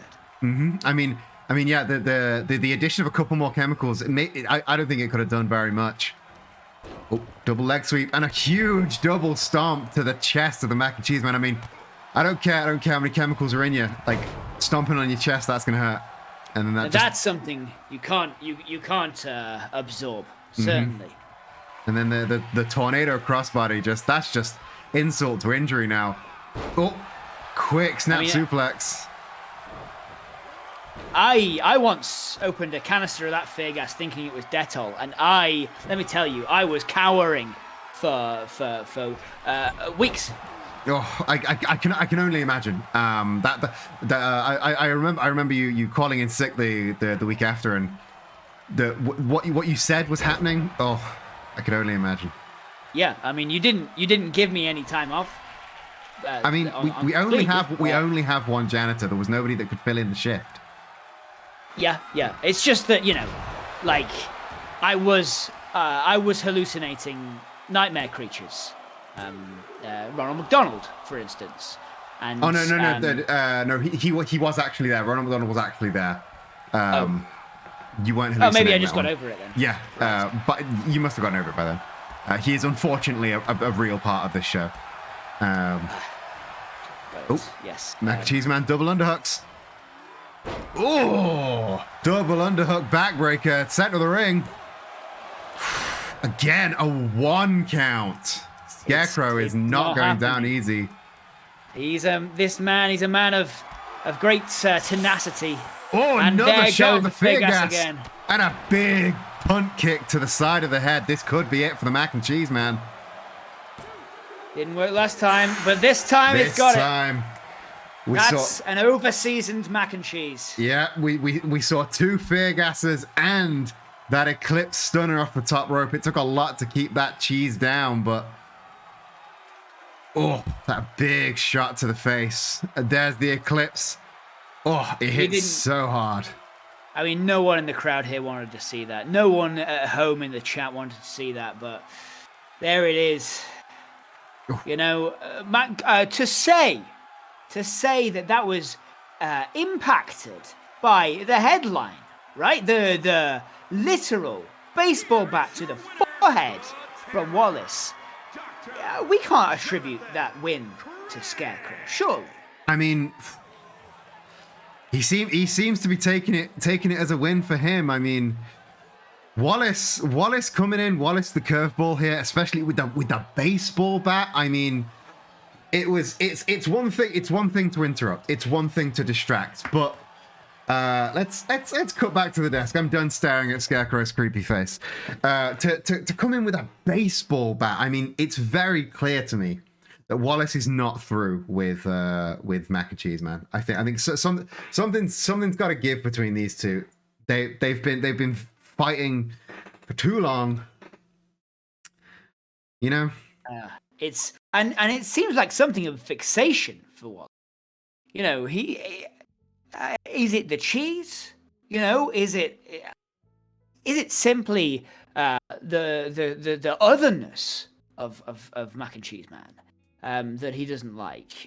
Being as he is a sort of a skinhead in a vest, you know, perhaps it's the fact that he doesn't like people different to him. Maybe so. That's an aspect I've not thought of before, but as malleable as a plasticine man is, he cannot adjust to the Mac and Cheese Man being in his presence.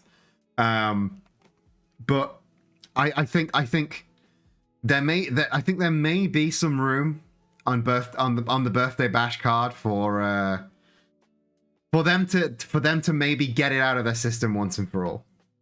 Perhaps. And you know what? This is all, of course, speculation on our part. You know, we don't know what's going through Wallace's mind. This could be just a factor of his obsessive personality. You know, the man makes inventions in his spare time. He clearly hyperfixates on things. It could be that he just wants more contact with the cheese. Maybe.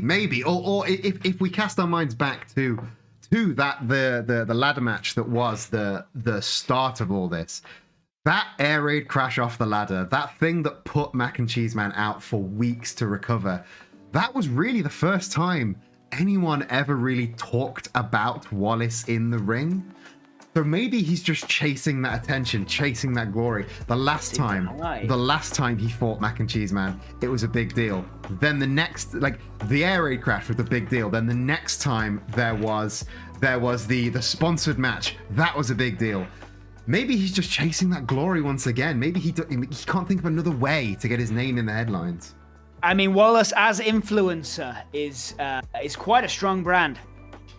It is a very strong brand. I mean, he's popular on Twitter. He's popular on Mastodon.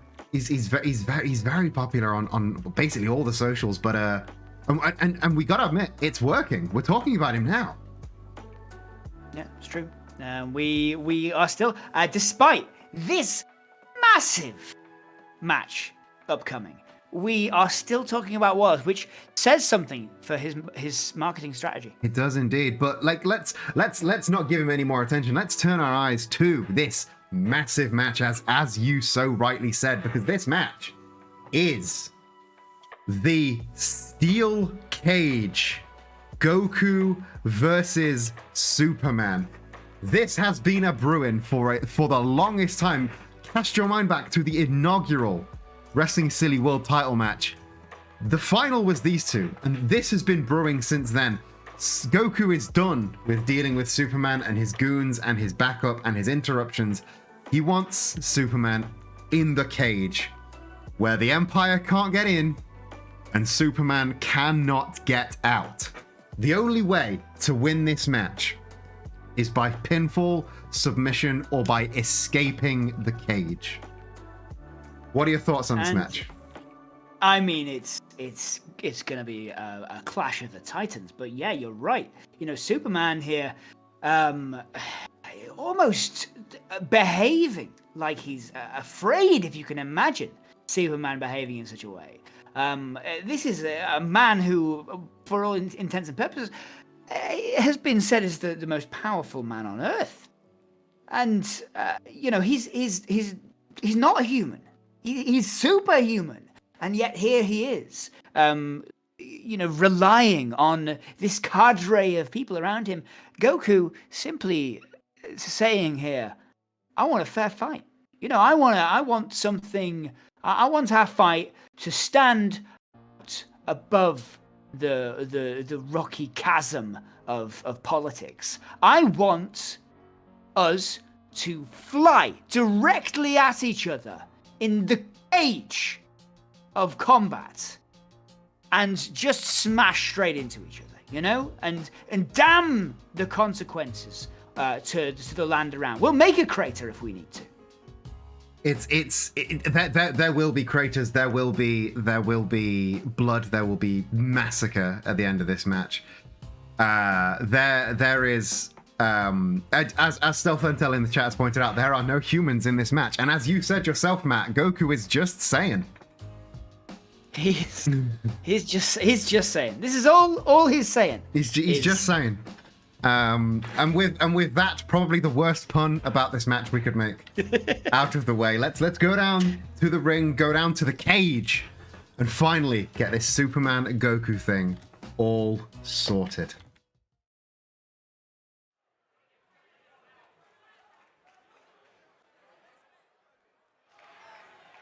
There you are, the traditional lights. Vegeta scanning everyone. Scanning their power levels. Is a steel cage match. Making his way to the ring from out of this world. Weighing in at 214 pounds, Gould King. Now, I don't know where his tail's gone, but I'm sure this man has a tale to tell. Power level scanned. It's 18,800. That is a very high power level, Hannah. Let's see if any competitor in this ring has a power level that can match that one.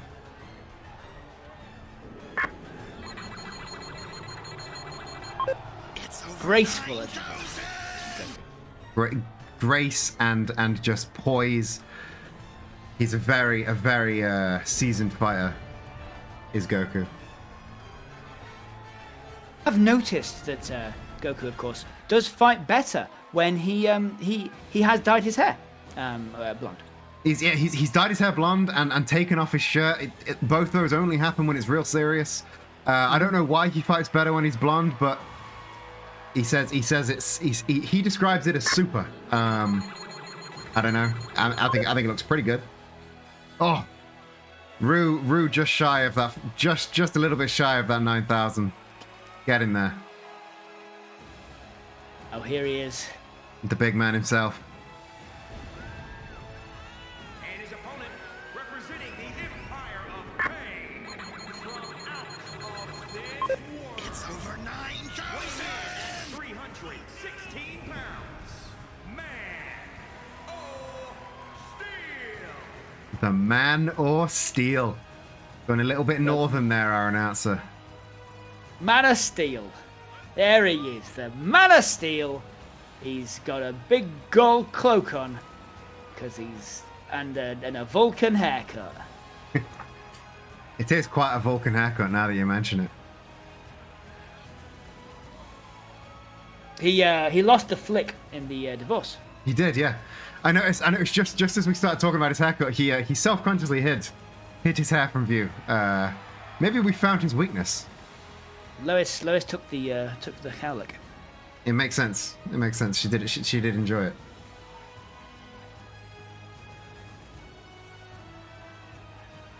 Of course, living in the Fortress of Solitude on his own, mainly watching Jordan Peterson videos. Oh yeah, he's that would make sense. That would explain the heel turn that he's come across, and the cage is lowered, and these two men this match cannot be stopped until one of these men has left the cage. Superman making a strong start, grabbing Goku by the throat and just driving him into the mat there, as we see Superman's famously strong hitting style and already trying to make an escape from the cage. He wants this over very, very quick. As a reminder, you can win this match via pinfall, via submission, or via escaping the cage. Goku going for that moonsault, but unfortunately a little bit shy. And now Goku now trying to climb up the cage. Superman a little bit shy. Oh, he manages to get that hit into the back, and now just yanking Goku off the ropes. And now Superman, both of these men want this match over and fast. I mean, I thought this was going to be far more bloody and brutal than this, but it seems neither one really. You can see Superman's willingness, his want to get out of this cage. You know, perhaps Goku was just trying to show, I can do it too. Maybe. I can still win this one. Showing a kind of strategic advantage. As he climbed that turnbuckle, but then turned around and did a big diving headbutt on Superman. Maybe you're correct. Maybe it was just mind games and just proving that he is as good as Superman is. Once again, being lifted by the neck, and again a big power slam, driving the force of his shoulder into the mat there. Now, of course, both of these both of these fighters can, of course, fly, and they're just showing that they aren't out of the ring, out of this cage. Both of them having shown that they're not willing to use that. It's very much a nod to the power of wrestling is silly. It says a lot about the sportsmanship, and the fact that they want to fight. They want to fight by the rules, because obviously Goku sick of the interruptions from the Empire, and maybe Superman is finally honoring Goku in his want for a fair fight. Well, that remains to be seen, of course. The Superman's kind of constant attempts to get out do speak to his fear of Goku. But the pair of them now scaling the cage. Superman over the top. Oh, he's getting over the edge. Can he make it over the edge? Goku now on the top with him. Just driving Superman's head into those steel support struts. Returning and fire back. Now. There you go. Now this is what I expected from a Goku Superman. Head to head. Thrown into the cage. Superman not taking the chance, wanting out. Goku not taking that fall very well.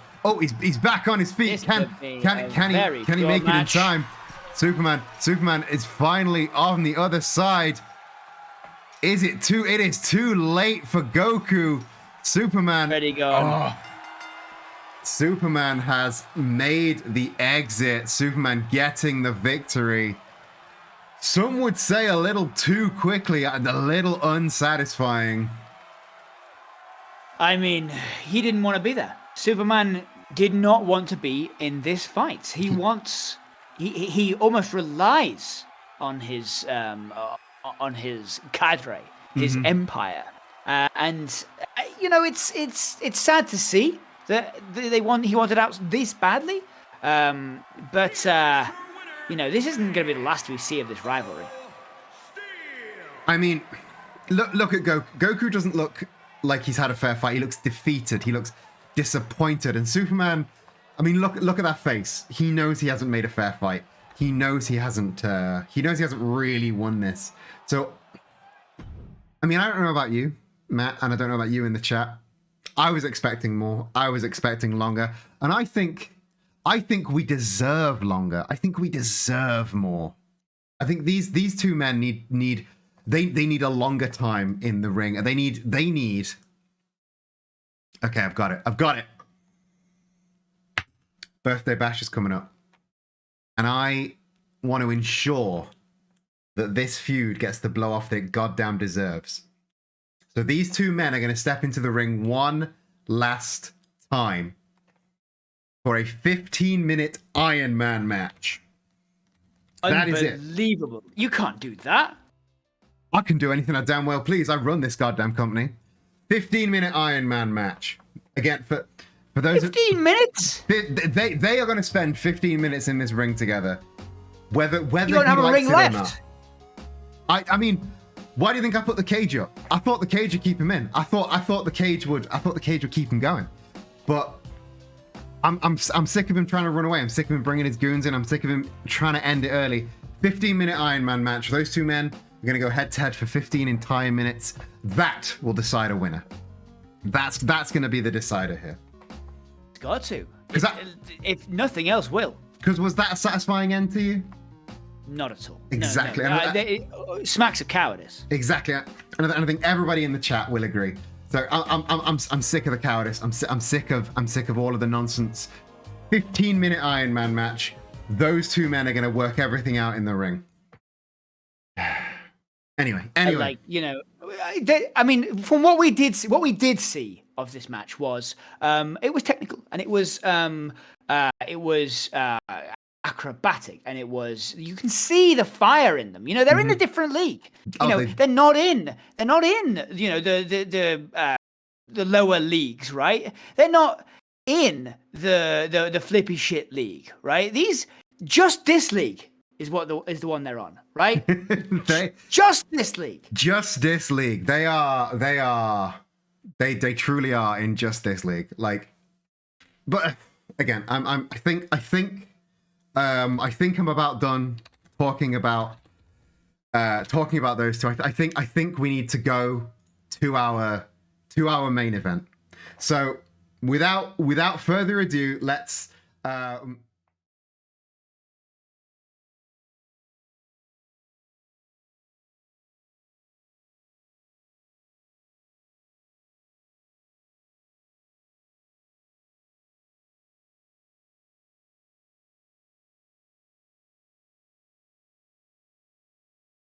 Okay, hopefully the audio is working now. And you can hear me. 1 second. Okay. Hi Eden. Hi Matt. Hopefully you guys can hear me. It's Fruben, everyone's favourite teal dream boy. And I'm really sorry to take over your stream like this. But I've got something important to say, and you weren't replying to my DMs, so this is how we're doing it. Sorry. So you guys have been talking a real big game about all the wrestlers in this promo and acting like you know everything. You've been in the ring as well against Jason Voorhees and Mr. Blobby, and you've come out on top, so big claps for you. Super well done, except wrestling is silly, fans. Do you know those guys are on their payroll? Do you know that those guys are on their payroll? They're employees. So, I mean, with that in mind, there was no way you weren't gonna win. Like, that would have been bad for business.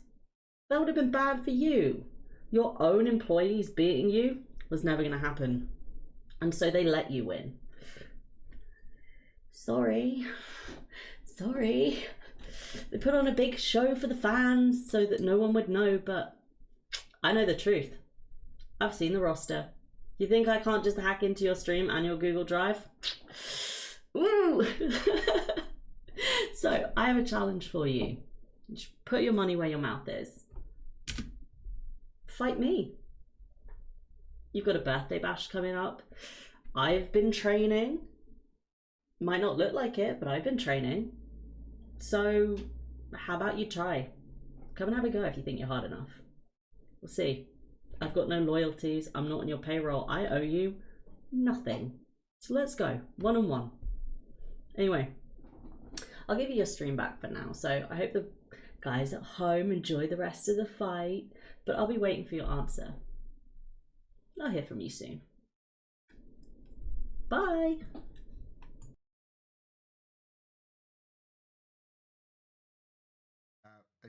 Can you hear us? Are we back? Yeah. Can you hear me, Matt? I lost control of my whole PC there for a second. Yeah. I don't quite know what happened, but somehow a little blue twink got into my stream. Oh, that That's what I would describe that as. Somehow that is what happened, but yeah, as Paul said in the chat, like you can't just come out here and say all of my matches are fixes that people on my payroll wouldn't let me lose. Like you can't. No, I'm not letting you do that. So yeah, I mean that's laying down a challenge. Yeah, and Certainly. I'm gonna take that challenge. Yeah, let's go. Birthday bash, me and you. Let's fucking go. You guys all know I've been training for 2 goddamn years in that ring every fucking week. Let's fucking go. You and me. I mean, as someone on your payroll, I have to agree, it's a good idea. Thank you. really helping. Thank you. So, sorry, I'm a little bit shaken. I wasn't expected to be hacked into and challenged today. Shall we? Let's just do the main event. Let's do the main event, and hopefully, it can all. The rest of the show will go on without a hitch. Because our main event this week, our main event this week is this. We've been building to this for a long time. The Majima Coliseum is here. That big old cage wasn't just there for that unsatisfying 2 men banging around. The Majima Coliseum is here. These 4 competitors are about to get in the ring. The only way to win this one, you can't escape from this one. The only way to win is submission or knockout. This is like MMA cage fight rules. I'm in a tiny little remote control car arena now. This is MMA rules. It's knockout or submission, and the man that gets that submission is gonna get a tag title opportunity for their team at Birthday Bash. We have Diddy Kong, we have Freddy Krueger, we have Dr. Robotnik, and we have Bob Belcher. 4 incredible competitors. Matt, who are you picking going in? I mean, it's really hard to say here. You know, these are 4 challengers who I see in my facing me only in my nightmares. I mean, one of them regularly I see in my nightmares, but the rest of them, they're sort of intermittent normal nightmares. You know, Freddy Krueger, a terrifying concept, slightly less imposing in physicality than some of the combatants, but you don't know how good a night's sleep these 3 are going to have had by the time they come out into the room. I think you don't know. I think if what you're alluding to is what I think you're alluding to, Freddy really is the outlier here. I've got my money on him, but also like you can't count Bob Belcher out. He has been a powerful competitor since that 3 Bobs triple threat match. He's kind of been really trying to prove himself, and now the Springfield Sports Center are giving him an opportunity. I think this might be his time to shine. It could be. It could very well be. He's been honing his craft like he always does. Everything he sets his mind to, and I think it's a good place for him to grow. The Springfield Sports Center, where excellence is always achieved. But I think that one person we're overlooking, of course, is the only member, as far as I know, of Wrestling Italy who hasn't had his medical license removed. And that is, of course, Dr. Robotnik. We're not sure how he got a medical license. We aren't. It might have been in the Kinterbor days, but no one has managed to make it to the machine in which he keeps his license to revoke it. It's because that machine's just full of mean beans, you know, and it's a very hard machine to get into. Sure is, and yes, he was a dangerous wrestler as Kinterbor. He's even more dangerous as Robotnik. But speaking of mean beans, we can't count Diddy Kong out. He showed how vicious he could be in the Diddy Kong Donkey Kong match. He's coming in here with a fire up his ass, and I don't think there's a way that we can determine. There's been enough talk. It is time for our main event. Diddy Kong Donkey Kong match, though, that was a barrel of fun. It was more fun than a barrel of monkeys, one might say. One monkey and one ape. Really, what is the difference? Tail, mainly. Thank you. The following contest is a fatal four-way steel cage match. Making his way to the ring from your darkest fears. Weighing in at 178 pounds, the Nightmare. No names, just a nightmare. Chilling. Chilling. And, again, like many of the people on in this, he has gone to prison. For so many crimes, too long and varied to mention. A laundry list of crimes. Exactly. I don't feel safe in the same building as him. I mean, this match is full of people I don't feel safe around, and this is another one of them, for very different reasons. I feel like this man and his mean bean machines and his nice rice devices. I think I don't trust him. He did. Representing the superstar from Chroma City, weighing in at 385 pounds, Dr. Robert Nick. He did try to come down to the janitors department. Is what I call it. It's a cupboard, but he and start suggesting ways that he could improve the efficiency of my department. I'll tell you what, I've never fled so fast from a meeting. I can only imagine there would be something about putting you in some kind of robot. And I'll be honest, I prefer you as a tiny crocodile than a badnik. So maybe running was the right choice. Yeah, I mean, I've got to say, I can't hold them up good, but I'd rather that than be encased in a badnik. Mm-hmm. I mean, they're not called goodniks for a reason.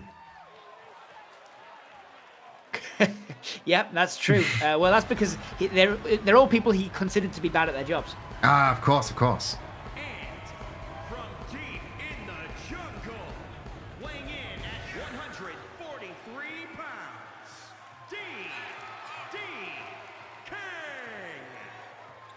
Kang. Honestly, my favorite for this match, a little bit of a dark horse, tucked, as you can see, tucked his tail away, to sort of like, I suppose, perhaps in honor of DK, of Donkey Kong. Maybe. We know that there wasn't any bad blood after that. Kong's together strong, and yes. It's impossible to bust apart the partnership that is Diddy and Donkey. Oh yeah, that is partnership older than time. Yeah. One of them goes down, another comes swinging until they get that one out of the barrel. Mm-hmm. Weighing in at 315 pounds, Bob Butcher. And Bob, once again, Bob is another bit of a curveball. I mean, he in this atmosphere, I think Bob might thrive because you can win via knockout. And Bob, we know, has been training with the Springfield Sports Center, a famously brutal duo. So if he can get a good strike in that, it could be over in a second. He's looking good. You've got to say it. He's in great shape. He's looking great. We've seen this man in far worse shape in this competition, and he looks like he's on the top of his game. Mm-hmm. Freddy and Diddy Kong locking up, and a quick dragon screw from Dr. Robotnik takes Belter to the ground. Oh, code red out the gates from Diddy Kong. Anya, this guy has fire in his belly, a couple of peanut pistols up his sleeves, and a jetpack full of violence. He is flying away. like there's no stopping Diddy Kong once he's got rolling. Robotnik seems to have Bob Belcher's number right now, and Freddy trying to mount a comeback against the 8. But There's all we expected. yeah, You Diddy Kong unable to be kept down. Oh, starts that big swing, and now goes for the moonsault. Tried to scout Freddy, but Freddy managed to just sneak underneath. The thing is with Freddy, you take him down, but there's always another nightmare. There's always another sequel. He will come back and come back. It doesn't cost very much for him to get back in the ring. No. You know, like, you hear that. That's the thing with Diddy Kong. Of course, he does telegraph his abilities quite strongly. You know, that moonsault. You know, he's gonna go like before he does that. Yeah, there's a lot of telegraphing. But, and a big lariat my turns Robotnik inside out.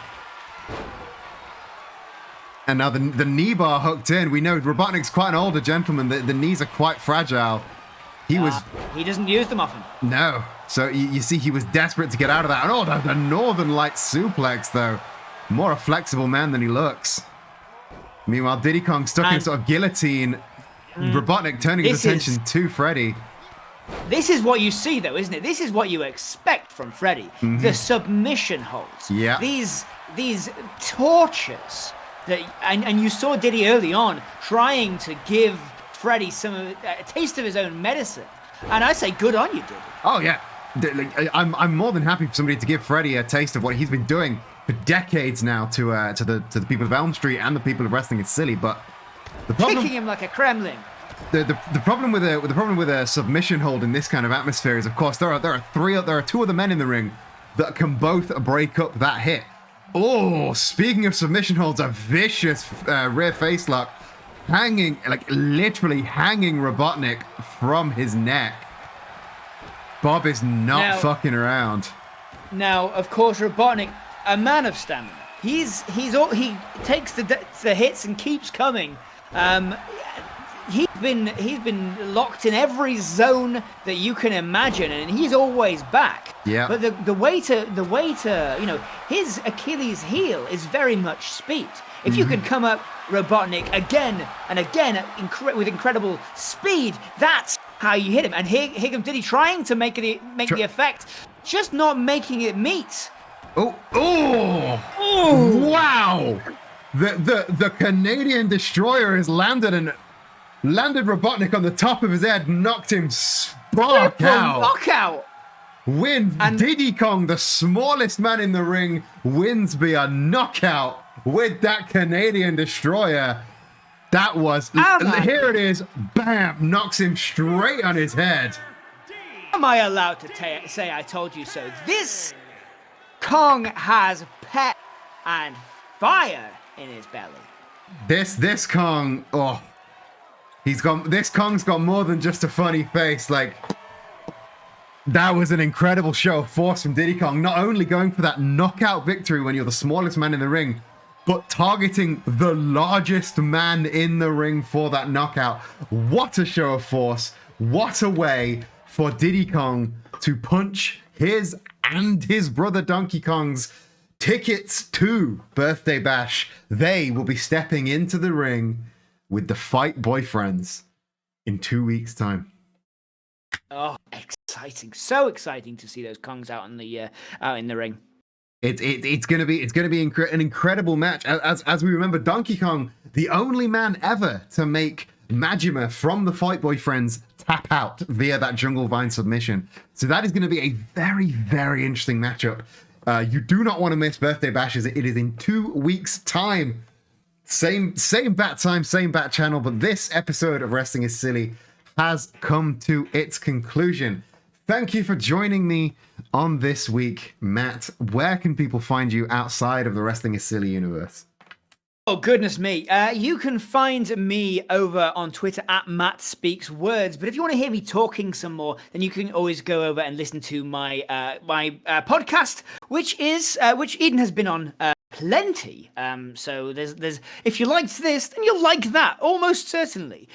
What we do on Life's a Pitch podcast is we pitch movies based on the titles that you give us. So if you give us a follow over on Twitter or like us on Facebook, or even go over to Patreon and just give us a follow, then you can give us titles for movies that don't exist, and we will pitch what happens in those movies on the show based on what you give us.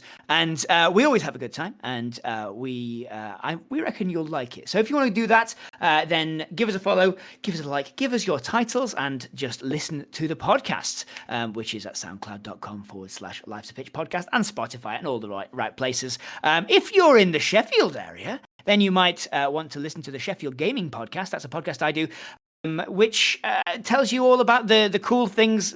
Sheffield's got loads of gaming stuff going on, and so if you want to listen to me talking about what's coming up in the next month, as well as kind of the trends in gaming around in the area, then tune in to that. That is at sheffield.games. You can find out all about that. And yeah, Matt speaks words on pretty much everything else. So just give me those follows. Thank you very much. You have been a fantastic guest host for this episode of Wrestling is Silly, and I'm sure this isn't the last time that you will crawl your way up to the commentary desk. It is like I said, it's been fantastic having you here. I think the chat has been loving the energy you've brought to the show. We're just looking for somebody to raid into to end the show. Let me just look at everyone that I have that I am following that is live right now. I tell you what, thank you for that change of background. We're ending the stream. I am currently trapped on the Super Mario Galaxy stage of Smash Ultimate. Thank you for taking me there, Paul the Pole 85. Thank you for everybody that has stuck around today. Thank you to Paul the Pole for that Prime sub last week. I don't think I mentioned that. Thank you to Cato Garrigues for the follow. Thank you to Frubin for the resub and for hacking into my stream and calling me out, I guess. It's been a hell of a week this week. I think we're gonna raid into Brosif the Mighty is playing a little bit of Breath of the Wild. I think we're gonna raid into them to end the stream. If you're not following them already, come along. It's gonna be a great little raid. Let's see if my raid action works this time. It's been having a bit of the raid action's been having a bit of an issue recently. I don't know what the deal is. So I'm gonna have to manually give you that raid message. If you are not part of the Discord server already, !Discord, get yourself into that Discord server where you can help us choose who Mr. M will face in the Twitch title match. Once again, that is in 2 weeks' time at Birthday Bash. That is the raid message if you are a sub. If you're not a sub, you can use any emotes you want. Just make sure that you get the Queer Pirate raid words in there. But until next time, Buccaneer, Buccaphile, wherever the buck you are, I hope you have a fantastic rest of your day. Have fun in Brosif the Mighty's Legend of Zelda Breath of the Wild stream. And I'll see you in the next one. Love you, bye. Bye.